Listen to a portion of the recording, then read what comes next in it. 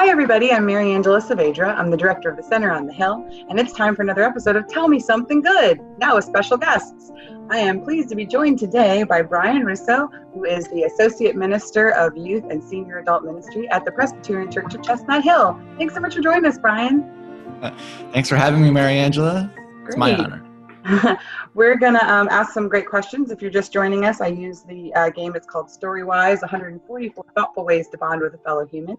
And then after you watch this video, you'll email me your thoughts on these subjects. So let's get started. Our first picture, I love this one. This is a picture that's on the box. You see the kids with their noses like squashed against the window. Yeah, it's adorable. Mm-hmm. And so this question says, something that amazes you about children today.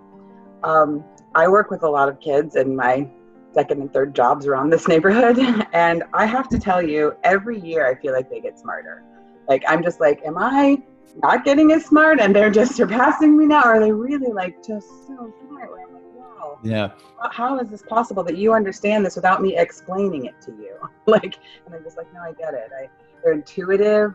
They like, I feel like kids' instincts have gotten better. I was a preschool teacher in the early 2000s, and I feel like I had to like really work with those kids to be like, this is the world you live in and it's going to be okay. And I feel like kids today are just like, they see it, they just kind of know, and sometimes have better advice for me than I could give them, and that genuinely amazes me about children. How about you?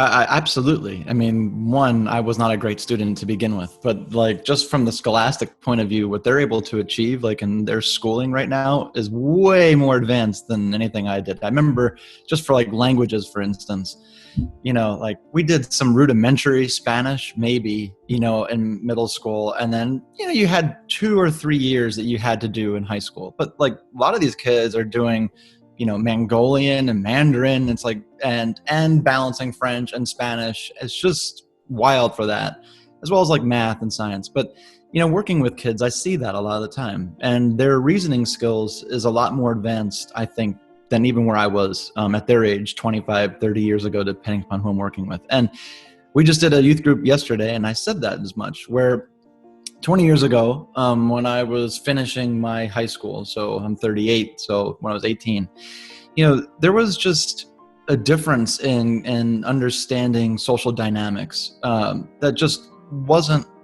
present then as it is now. And for instance, and honestly, like, I had Black friends, and at the time, I did not know that I had gay friends, because at that time, you didn't come out of the closet, right? And so I found out, of course, years later that, some of those friends were gay, and that was fine. But back then, there was language that was used that today would be abhorrent. Like people saying, oh, that's so gay, or using the F word, and not the 4-letter word, but the other one. And I was telling the kids, like, I just grew up around that time, and they couldn't believe it.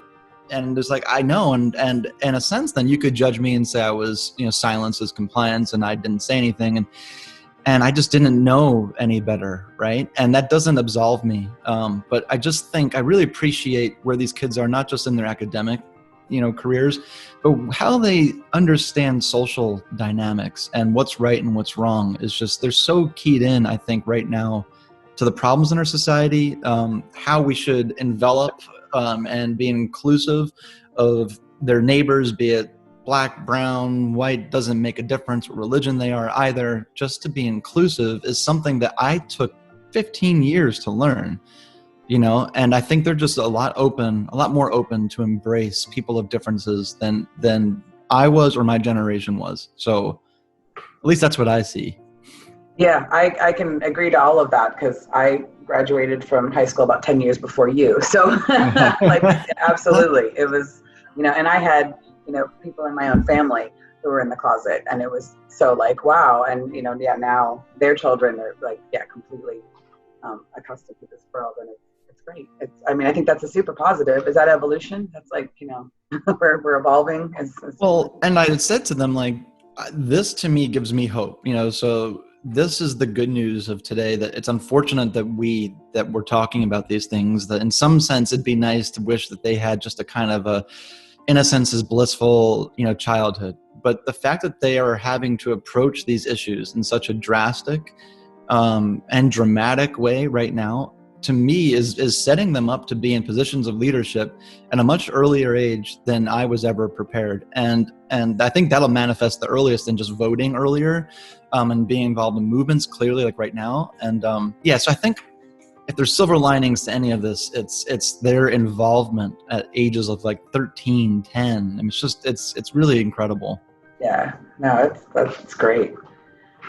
All right, here's our second question. I'm on the hot seat. Okay.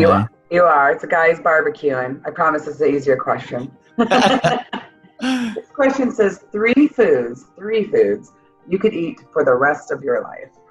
Oh, that question has shifted in my. So can I dive back 10 years? Like 10 years ago, I would have said steak, more steak, and steak again, right?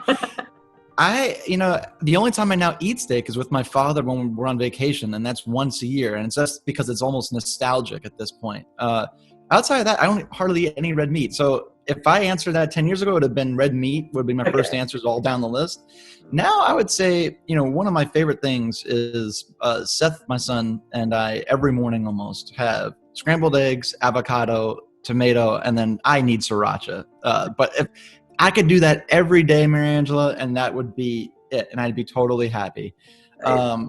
Does that count as one, or does that count as three? Because there's three things in that. No, we'll count that as one. So that's your breakfast meal, sure.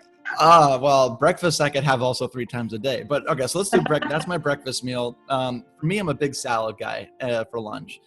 And so when I often go out for visits with the seniors before the world collapsed, and I would, go out for lunch with them, they'd always say, "Brian, eat more, eat more." I'm like, I eat a salad for lunch. I don't usually have dessert and like a patty and all these other things. So I would say a salad, again with avocado. It's my favorite add-ons. And then for dinner, this sounds ridiculous, but I don't eat dinner in great proportion sizes. So like fruits, so I'm a big apple and grapes person at night. And so I try to veg on fruit for dinner.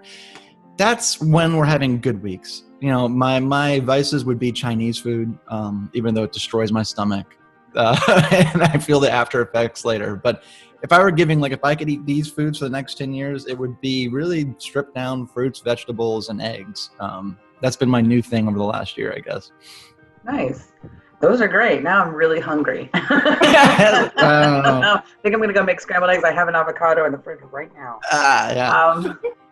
For me, 3 foods. I mean, I do also, my palate has changed, when I was younger, but I guess before I went to college, I really, had kind of eat what your parents eat, right? And like, it's that. And my grandmother was a big, we're having pot roast and there'll be potatoes with that and there'll be this big, thing. And I thought that's just kind of how all foods were. And then you get to college and it's like, oh, actually, there's actually a lot of other kinds of foods you can eat. And I'd say at least for the last 15 years, these 3 have been like staples of my diet. And that is, I love Thai food, particularly pad Thai. I could eat like 3 times a day and be perfectly fine. I mean, really full, but also very fine. But I love it. I am, and I've tried, anytime a new Thai place opens up, I'm going to be the first person to go and try and find it and test it out. And if their pad Thai is not good, that's it. They're off the list. So I'm not doing it.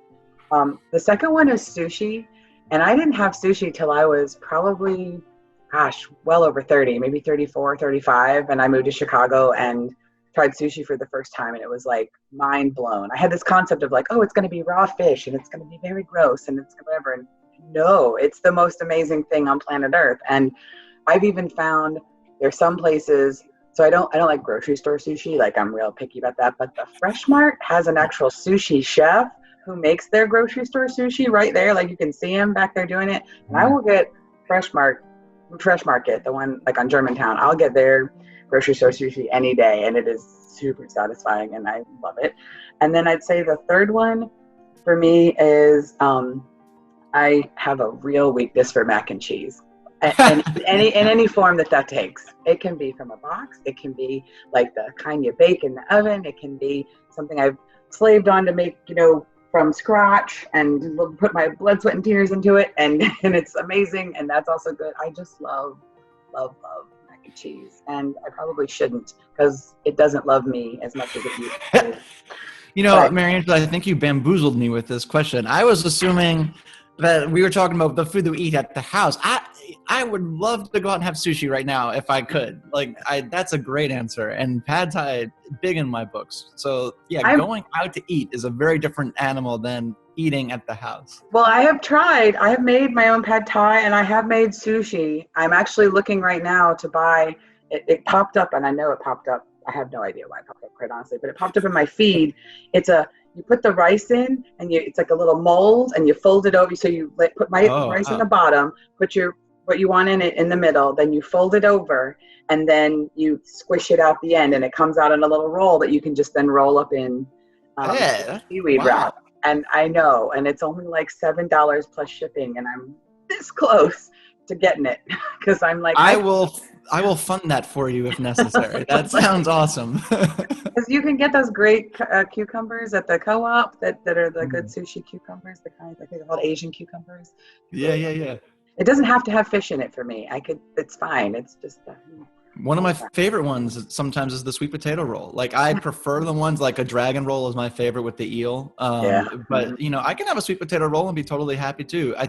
We right before this all happened, before COVID happened, we would go to this place Uka in Doylestown, and we could walk there. And my son, again 4 years old, our favorite place to sit, in fact, the only place that we would sit is at the sushi bar, because one, he gets to watch them make it. So it's like a built-in distraction, but they started playing to him, like, you know, doing little demonstrations that were just for him, which were so much fun. And I think one of the great things that we miss besides going out to eat in general is our sushi place, because it was the one place as a family with a 4-year-old that we felt that we could go for an hour and a half and not have to like bring his iPad or coloring books. It was just naturally great food and great entertainment.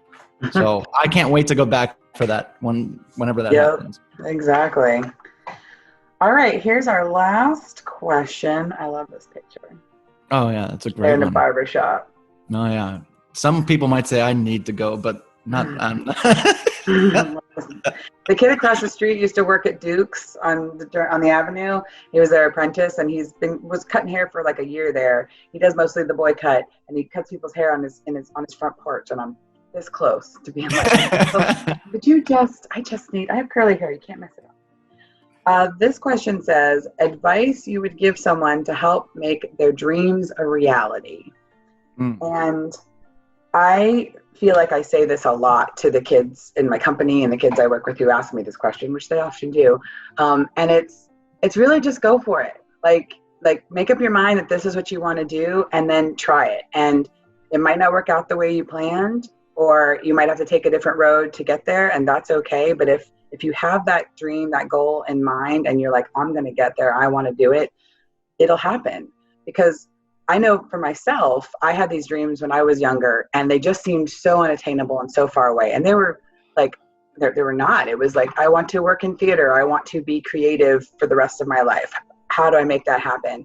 And once I honed in and was like, no matter what that looks like, I'm going to do it, like in whatever form that takes, I became so much happier. And I also got there. I do that. I direct plays. I work with kids and make films. I'm very creative in almost every aspect of my life. And that, to me, that was the dream. That was the dream. I didn't want to, have to work a 9 to 5 at a desk in something that I wasn't passionate about. And so I'd say my advice is just focus in on it and do it. Just try it. Try something. And then if that doesn't work, try something else, because you will get there.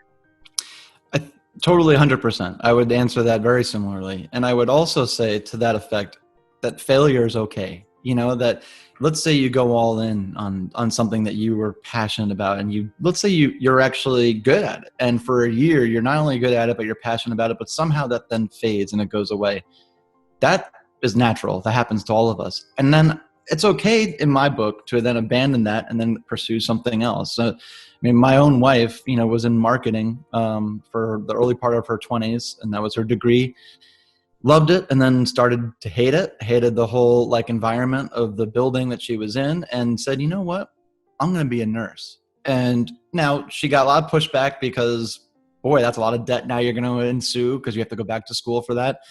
She followed her dream, now is a nurse, now makes considerably more than I do, and does very well. But, I think your point of if she stopped herself and said, oh, that's going to be 2 more years of school, that's going to be this much amount of money, she never would have gotten where she is now. And time is such an interesting thing that when you're younger, or really any age, quite frankly, you say, oh my gosh, 2 years or 7 years. Like, it's just so hard to see to the end of that because it feels insurmountable.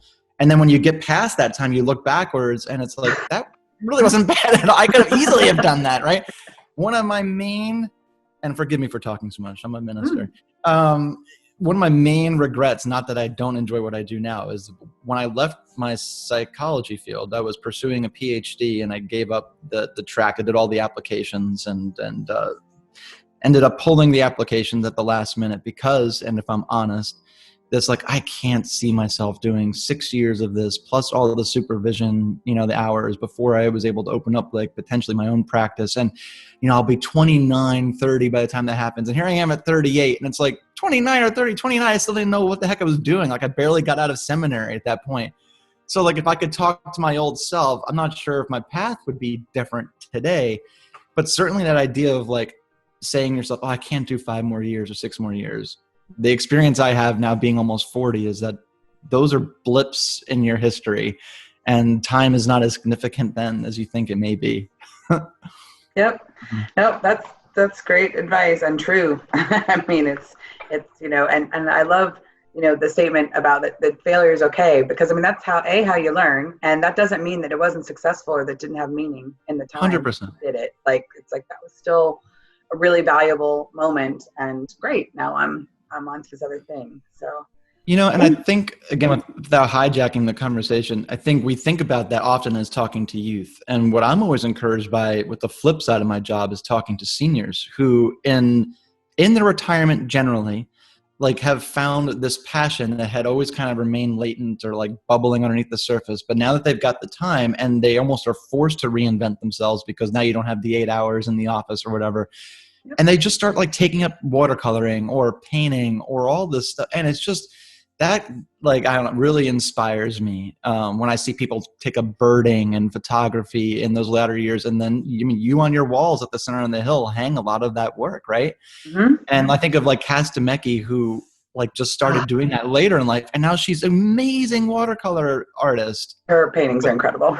Yeah. Right. And so that gives, again, me like hope and inspiration that though right now I work and I have my 4-year-old and, time is very crunched in, that hopefully if I'm lucky enough to live longer, that there'll be an opportunity to kind of follow those dreams that right now are kind of being a little bit quiet. So there's always time later on, I think, too, if you're able to. Absolutely. Absolutely. Well, great. Well, thank you so much for answering those questions with me. To recap for everybody at home, our questions were something that amazes you about children today, 3 foods you could eat for the rest of your life, and advice you would give someone to help make their dreams a reality.